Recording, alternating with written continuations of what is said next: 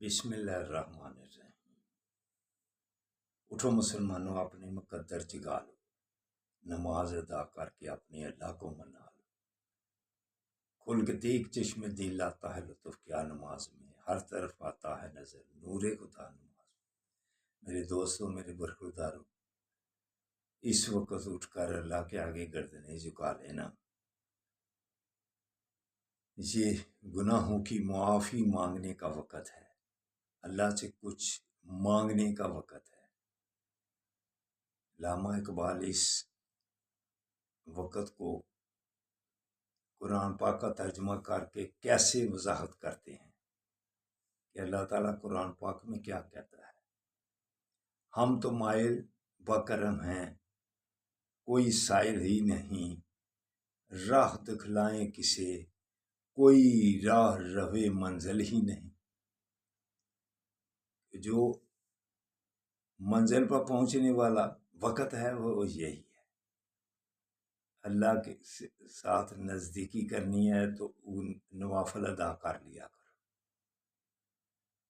نوافل اور نماز ادا کرنے کے بعد اللہ کے ناموں کا ورد، یا تواب، اللہ معاف کرنے والا ہے، اللہ توبہ قبول کرتا ہے۔ چھوٹے گناہ تو ویسے ہی ساتھ ساتھ ہی ختم ہوتے جاتے ہیں۔ یہ اللہ کی کیسی مہربانی ہے کہ نماز ایک ایسی عبادت ہے کہ انسان جو بھی کوئی گناہ کرتا ہے وہ ساتھ ساتھ ختم ہوتے جا رہے ہیں، لیکن جو بڑے گناہ ہوتے ہیں وہ اللہ صرف معافی مانگ، اللہ وہ بھی معاف کر دیتا ہے۔ تو ابو بکر صدیق رضی اللہ تعالیٰ عنہ کو غار ثور کا واقعہ بھی آپ نے سنا تھا کہ کیسے ابو بکر صدیق رضی اللہ تعالیٰ عنہ کاندھوں پر بٹھا کر بھی پھر غار کیسے صاف کی، کاندھوں پر بٹھا کر اوپر لے کے گئے، کیلے چڑھنا وہاں مشکل ہے۔ تو ابو بکر صدیق رضی اللہ تعالیٰ عنہ کی کیسی محنت تھی، اور پھر باہر آقا صلی اللہ علیہ وسلم کو کھڑے کر کے خود جب غار صاف کی تو ایک سوراخ امامہ شریف اور قمیض بھی اتار کر جب سوراخیں ساری بند کی تو ایک سوراخ پھر بھی رہ گئی، تو اس کے اوپر ایڑی رکھ لی، جدھر سے وہ سانپ ڈستا رہا۔ آپ نے سب نے وہ واقعے سنے ہوئے ہیں۔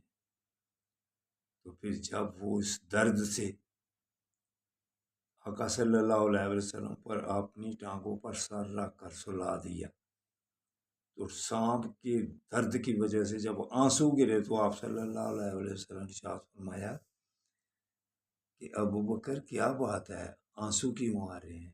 یا رسول اللہ، نیچے سے کوئی چیز ڈس رہی ہے۔ تو آپ نے فرمایا ایڑی پیچھے کرو، تو سانپ باہر آ گیا۔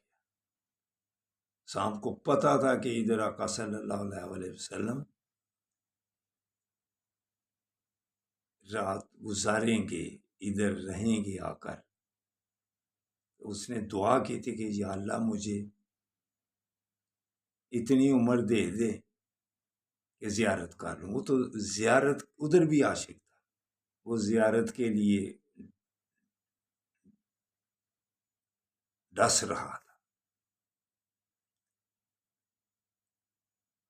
ایک عاشق ایڑی بچا رہا تھا، ایک عاشق زیارت کے لیے ڈس رہا تھا۔ تو پھر آپ صلی اللہ علیہ وسلم سے اپنا لعاب دہن لگایا تو درد کا آرام آیا۔ تو دوستوں برخوردارو، اٹھو، آپ بھی آپ صلی اللہ علیہ وسلم سے محبت، آنکھوں کی ٹھنڈک، نماز آقا صلی اللہ علیہ وسلم کی آنکھوں کی ٹھنڈک ہے، اس سے محبت کر لو۔